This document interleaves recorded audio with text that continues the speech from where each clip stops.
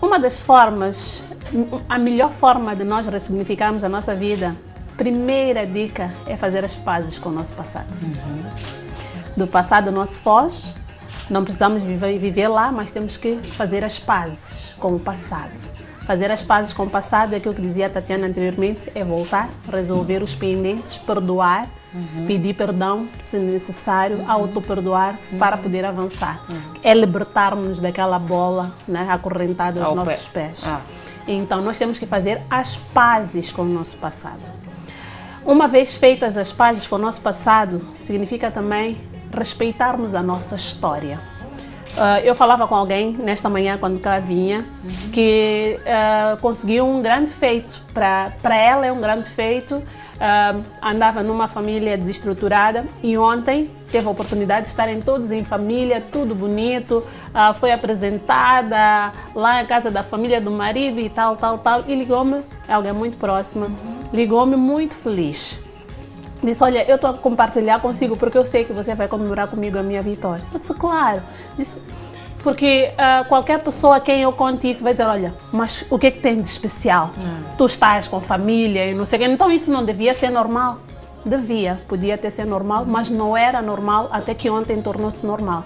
Então, eu disse para ela, eu estou a ir vou ao programa da Tatiana e vou realmente falar sobre ressignificação, vou falar sobre isso. Olha, respeite a sua história.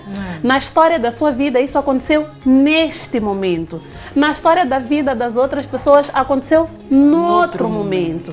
Então, nós temos que respeitar a nossa história. A nossa história não tem que ser igual do fulano, do Bertrano, nem do Cicrano. A nossa história pessoal ou profissional não tem que ser igual a de ninguém. Da mesma forma que há quem decide ter filhos mais cedo, outra pessoa quer ter filhos bem mais tarde. Eu sempre tive o conceito de quero ter filhos e fazê-los todos, porque depois não quer saber mais de maternidade. Até os 35 eu tenho meus filhos todos feitos. E fiz assim. Não me vejo a fazer filhos depois disso. Mas há quem diz que não, eu só vou fazer filhos depois dos 35, depois dos 30, dos 40, quando eu estiver estabilizado. Então, cada um de nós tem que respeitar a sua história. Respeitar a minha história é saber que, olha, naquele momento em que aconteceu o fato que foi menos positivo, eu era uma pessoa que não sou mais hoje. Naquele momento eu era aquela pessoa, por isso agi daquela maneira, por isso pensei daquela forma. Mas hoje eu já sou outra pessoa, ajo de outra maneira, ajo de outra forma. Eu costumo dizer, por que não? Em vez de ficarmos ancorados ao passado, por que não fazer agora o passado do nosso futuro? Não é? Daqui mais para frente, o hoje vai ser o nosso passado. Então, qual é o passado que você está a fazer para o seu futuro? O que é que você está a construir hoje diferente do seu passado? Que quando no futuro você olhar e dizer, olha, no passado eu já me agrado daquilo que vivi. Há pessoas que têm vergonha das suas histórias de vida. Não contam para ninguém, não falam, porque têm vergonha. Por diversas circunstâncias. Há quem se prostituiu, há quem assassinou. Não importa. Importa que resolva os assuntos do passado, respeita a própria história e começa a ressignifique e começa a escrever uma nova história. Então, há sempre esta oportunidade. Sempre. A partir de uma decisão, é uma escolha, é mesmo uma decisão. Então, é fazer as pazes com o passado, respeitar a própria história, a própria trajetória de vida. Não é? É o mesmo em relação à formação acadêmica. Há quem faz 12º ano, faz, como se diz, licenciatura, mestrado. Há quem não, vai primeiro, trabalha mais tarde, vai fazer. Então, nós temos que respeitar a nossa história e respeitar a história dos outros também. E nesta coisa de desenvolvimento pessoal, de ressignificação, neste crescimento contínuo, nós temos que saber que o mundo não gira ao nosso redor apenas. Existem outras pessoas que fazem parte da nossa vida. Se eu quero que a minha história seja respeitada, eu tenho que ter a capacidade de respeitar a história da outra pessoa. Ao ressignificar a minha vida, se ressignificar a minha vida não significa atropelar a vida do outro. Significa eu olhar para mim e aprender com o que me aconteceu, de positivo ou de negativo, principalmente para os lados, para o negativo, aprender a tirar as lições para que não mais faça, para que eu mude de comportamento, mude de pensamento, mude de atitude. Muitas vezes precisa daquilo que eu chamo de detox mental. A desintoxicação não é só física. Pois não. Nós precisamos fazer uma desintoxicação mental. Nós precisamos fazer uma desintoxicação do Interior, nosso... pois. Nós precisamos desintoxicar. Já estamos no dia 6, hoje as academias devem estar cheias, não é? Todo mundo vai voltar à academia e os ginásios sabem que janeiro e fevereiro, no máximo até março, são os meses do maior enchente. Enche muito. Né? Assim como as instâncias turísticas. Eles só estão à espera assim, que as festas passem, porque sabe, todo mundo quer se vingar no ginásio durante esse tempo. Mas só vai prevalecer no ginásio quem tem cultura de se exercitar. Falo de ginásio como na caminhada, em qualquer coisa. Mas por que as pessoas vão lá? Querem desintoxicar. Assim vão beber couve, vão fazer não sei quantas receitas de detox para desintoxicar o corpo daquilo das coisas que se consumiu durante as festas. Mas ninguém se preocupa em desintoxicar a mente, não é? Eu também tenho que desintoxicar a minha mente. Eu tenho que tirar também da minha mente tudo aquilo que me intoxicou ou todo o excesso, não é? Principalmente de pensamentos negativos que me acompanham durante a vida ou me acompanharam durante o ano ou que têm me acompanhado até esta fase. Então, tenho que desintoxicar. Para isso, o que é que eu faço? Procuro as terapias, procuro os coaches, eu tenho que procurar livros de autoajuda, eu tenho que ter essa sede de saber como é que se desintoxica a mente, não é? E porque, acima de tudo, ao ferir, por que eu tenho tendência a pensar assim? Por que eu tenho esses ciclos repetidos deste pensamento? Certamente há uma experiência do passado que sempre reproduz para aquele pensamento. Diz que, olha, mudar o pensamento para mudar a ação. Ok, mas antes do pensamento, o que é que gera o pensamento? Que razão? É aí onde está a raiz do problema. Então nós temos que cavar um pouquinho mais, deixarmos de andar aqui só na superfície, porque o buraco é bem mais embaixo. Ainda que a gente fique podando, o mal problema tá cresce. O mal está lá. Temos que alterar a raiz. Temos que alterar a raiz. Se não estamos satisfeitos com os frutos, é mesmo ir até a raiz, a base, para entender, porque de nada adianta, Tatiana, estarmos a podar e a eliminar os frutos quando a árvore ainda está muito assente. Então nós precisamos fazer essa desintoxicação mental, refletir sobre nós mesmos, sobre o significado que nós temos dado à vida e ressignificar. O que é a vida para si? A sua vida pessoal, o que é? Na sua vida profissional, qual é o seu conceito de profissão? E por que você tem esse conceito de profissão? Quais são as referências para o conceito atual de profissão? Para aquilo que você quer alcançar, quais são as competências que você tem para alcançar? O que ainda falta para alcançar? Então, são essas coisas, essas reflexões que nós temos que fazer e fazemos muito nas sessões de coaching, nos cursos de autoconhecimento e desenvolvimento pessoal, que é para a pessoa se encontrar e definitivamente brotarmos, crescermos, chegarmos à vida plena, a tal felicidade que todo mundo quer. Porque eu costumo dizer, olha, se você está a correr atrás da felicidade, significa que não está bem, porque se você está a correr é porque ela está a fugir. É porque ela está a fugir e não está a viver a felicidade. Então, se você corre, está a perseguir a felicidade, significa que ela está a fugir de si. Não, você tem as rotinas de sucesso, tem que atrair a felicidade, ela tem que vir.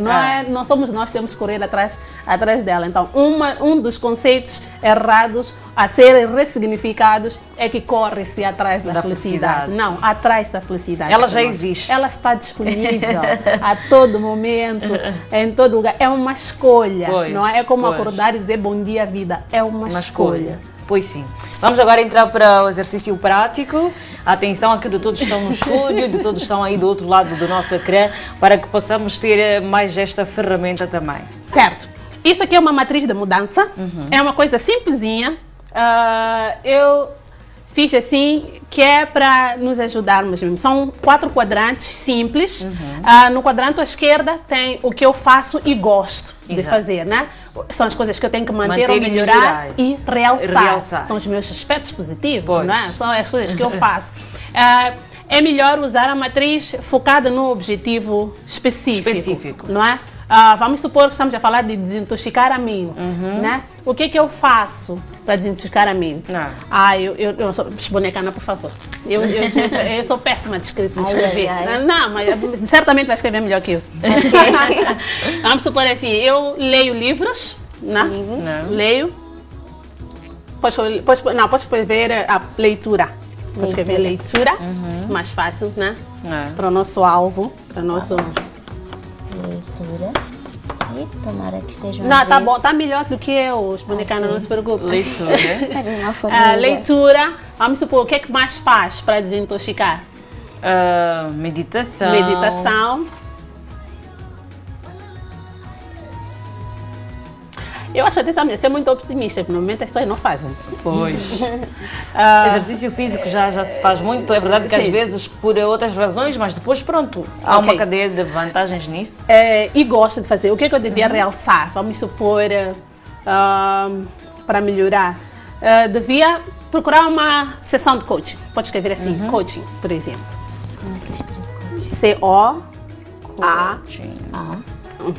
C-O-A-C-H-I e Inc.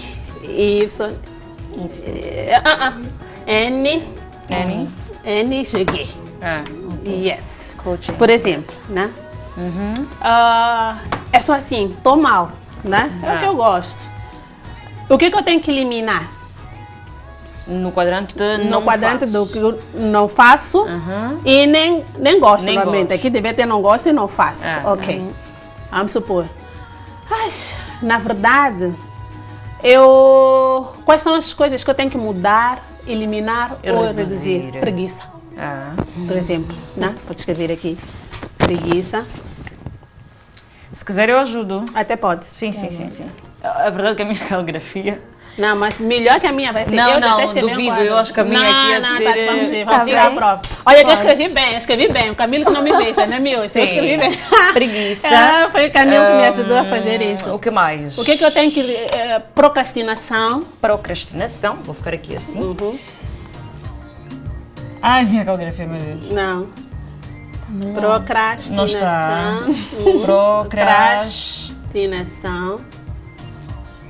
Procrastinação. O que mais? Vamos supor que nós vivemos... o que é que nós vivemos... Na verdade, nós somos preguiçosos, deixamos tudo para amanhã. Pensamento negativo, Pensamento negatividade. negativo. Desculpas. Exato. Desculpa. Eu estou a rir Não, eu estou a rir da minha caligrafia. Não, tá bom. Não. Desculpas e negatividade. Negatividade. Né?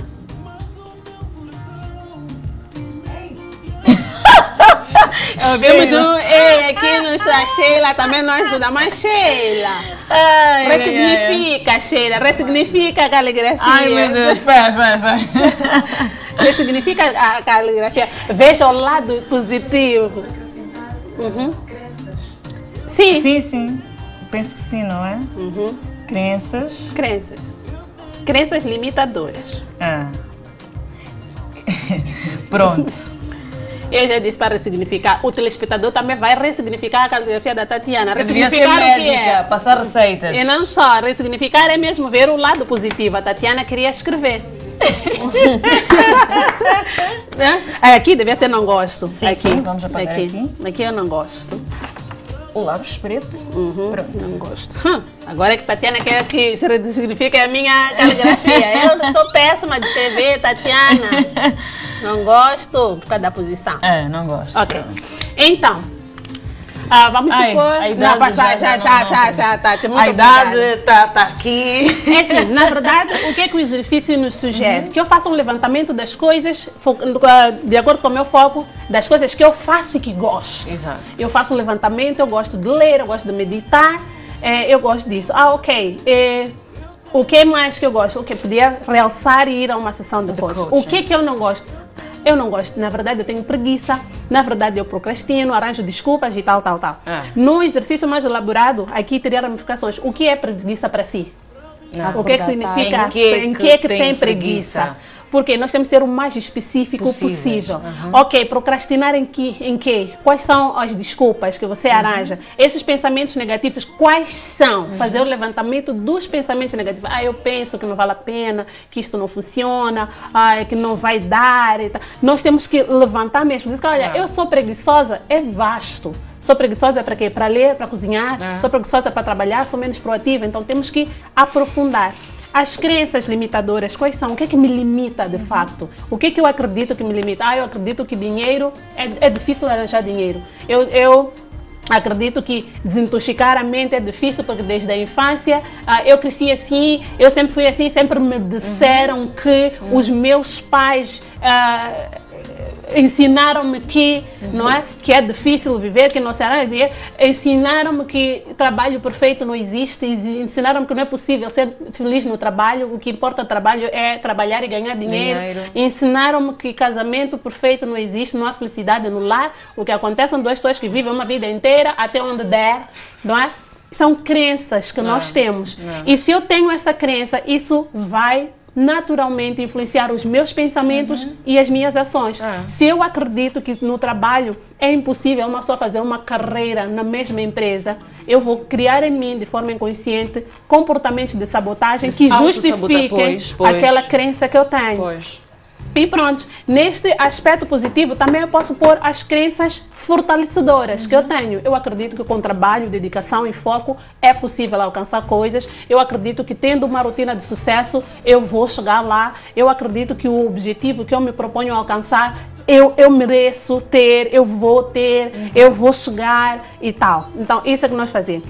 O que é que eu deveria fazer? Vamos fazer o levantamento das coisas que nós deveríamos fazer para mudar essa situação. Não é? Olha, para ter preguiça, eu agora proponho-me a levantar todos os dias às 7 e vou fazer de tal forma, vou fazer isso. Isso nós já falamos neste quadrante, nós já estamos a falar do plano de ação, que tem que ser específico. Eu vou deixar de ter preguiça. Não, deixar de ter preguiça, o que é que significa deixar de ter preguiça? Significa que eu vou acordar mais cedo. Ok, acordar mais cedo, a que horas vai acordar? Né?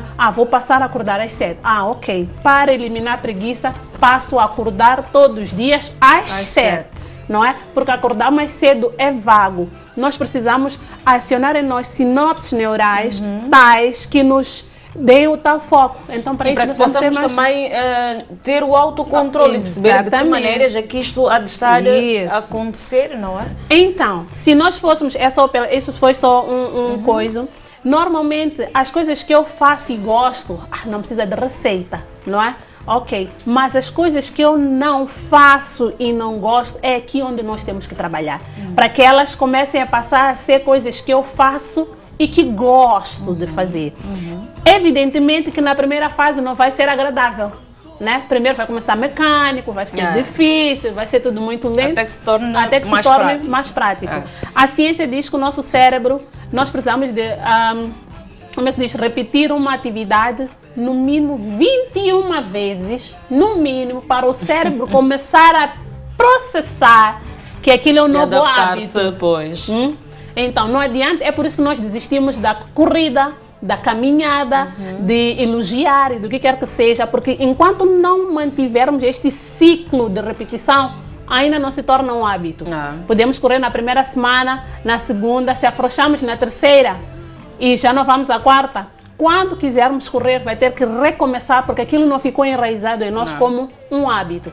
Então, se nós precisamos destas, no mínimo 21 vezes de repetição para construir um novo hábito, imagina quantas vezes precisamos desconstruir um hábito. Então, na verdade, é este processo de reconstruir e ao mesmo tempo que desconstruímos hábitos nocivos. Então, na ressignificação, quando nós passamos realmente para vasculhar em nós mesmos e descobrimos as coisas que não fazemos e que não gostamos, então nós temos que começar a trabalhar no sentido de ressignificar este pensamento, este comportamento e substituí-lo pelo pensamento, sentimento novo, comportamento que queremos adquirir. Requer disciplina, requer foco, requer muita perseverança. Qual é o trabalho do coaching, do coach, nesse caso, ou das consultas de terapia? No próximo programa depois vamos falar qual é a diferença entre um e o outro, porque há muita confusão às vezes. O coach, que é o meu caso, está ali para incentivar, para monitorar, para motivar neste ciclo de mudança, nesta matriz de mudança. Você tem um polícia, certo? Durante o tempo em que foram predefinidas as sessões do coaching, em que o coach, que é o cliente, se propõe a executar aquela tarefa. Eu, como coach, posso ter a liberdade de abandonar um cliente se eu noto que ele não tem compromisso com aquilo que nós fizemos. Por quê? É a querer assinar o meu atestado de, como eu posso dizer, de improfissional mesmo, de incompetência. Então, eu tenho a liberdade porque é um acordo entre as duas partes. Da mesma forma que o cliente também pode, quando se aperceber que o coach não dá o devido acompanhamento, pode romper. O coach também pode romper se notar que a outra parte não tem compromisso, porque isto exige compromisso, foco, dedicação. Certo. Estamos a falar de vida, estamos a falar de transformação, estamos a falar de sucesso, estamos a falar de felicidade. E para alcançar é preciso desconstruir hábitos nocivos, pensamentos nocivos, crenças nocivas, para construir hábitos, pensamentos e crenças que realmente funcionem.